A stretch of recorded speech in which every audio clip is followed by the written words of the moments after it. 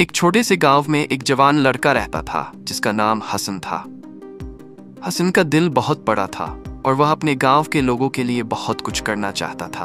उसके माता पिता शहर में रहते थे, लेकिन हसन ने अपनी जिंदगी के सबसे अच्छे पल अपने दादा के साथ गांव में बिताए थे। उसके दादा हाफिज रहमतुल्लाह गांव के एकमात्र शिक्षक थे और उन्होंने कई सालों से गांव के बच्चों को पढ़ाया था। हसन की सबसे बड़ी ख्वाहिश थी कि वह अपने दादा की मदद करे और गांव के बच्चों को बेहतर शिक्षा प्रदान करे। वह अपने दादा के साथ स्कूल में काम करता था, जो कि एक छोटा सा कक्ष था जिसकी हालत बहुत खराब थी। स्कूल की छत से पानी टपकता था और दीवारों में छेद हो गए थे। स्कूल में कुछ बेंच थे, लेकिन वे भी टूटे हुए थे। बच्चों के लिए किताबें और अन्य स्कूल का सामान बहुत कम था। लड़के और लड़कियां दोनों एक ही कमरे में पढ़ते थे और अक्सर कक्षा के दौरान शोर मचता था क्योंकि बच्चे एक दूसरे से जगह के लिए लड़ते रहते थे। हसन रोज अपने दादा के साथ स्कूल आता और बच्चों को पढ़ाने में मदद करता।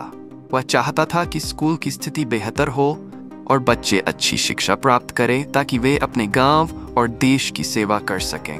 एक दिन हसन ने अपने दादा से पूछा, दादा, क्या हम स्कूल की स्थिति को ठीक कर सकते हैं? हाफिज रहमतुल्लाह मुस्कुराकर बोले, बेटा, तुम्हारी नीयत बहुत साफ है, लेकिन इसके लिए पैसों की जरूरत है। हमारे पास संसाधन नहीं है, लेकिन हम उम्मीद का दामन नहीं छोड़ सकते। हसन ने फैसला किया कि वह गांव के लोगों से मदद लेगा। उसने गांव के बुजुर्गों से बात की और उन्हें स्कूल की हालत के बारे में बताया। कुछ लोग तो मदद के लिए तैयार हो गए, लेकिन ज्यादातर लोग ये कहते थे कि हमें तो अपनी रोजमर्रा की जरूरतों को पूरा करने में ही मुश्किल हो रही है। स्कूल के लिए पैसे कहाँ से आएंगे? हसन ने हार नहीं मानी। उसने अपने दोस्तों से भी मदद मांगी और गांव के युवाओं के साथ मिलकर चंदा इकट्ठा करने की मुहिम शुरू की।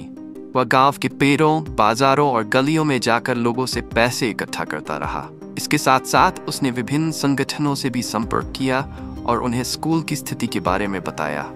कुछ महीनों बाद हसन की मेहनत रंग लाई और उसके इकट्ठा किए गए पैसों से स्कूल की मरम्मत का काम शुरू हो गया।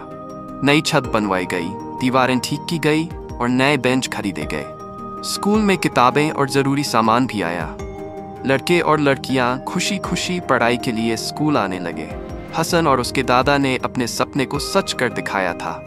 उसने सीखा कि अगर नीयत साफ हो और कोशिशें सच्ची हों, तो मुश्किलों का सामना कर भी सफलता प्राप्त की जा सकती है।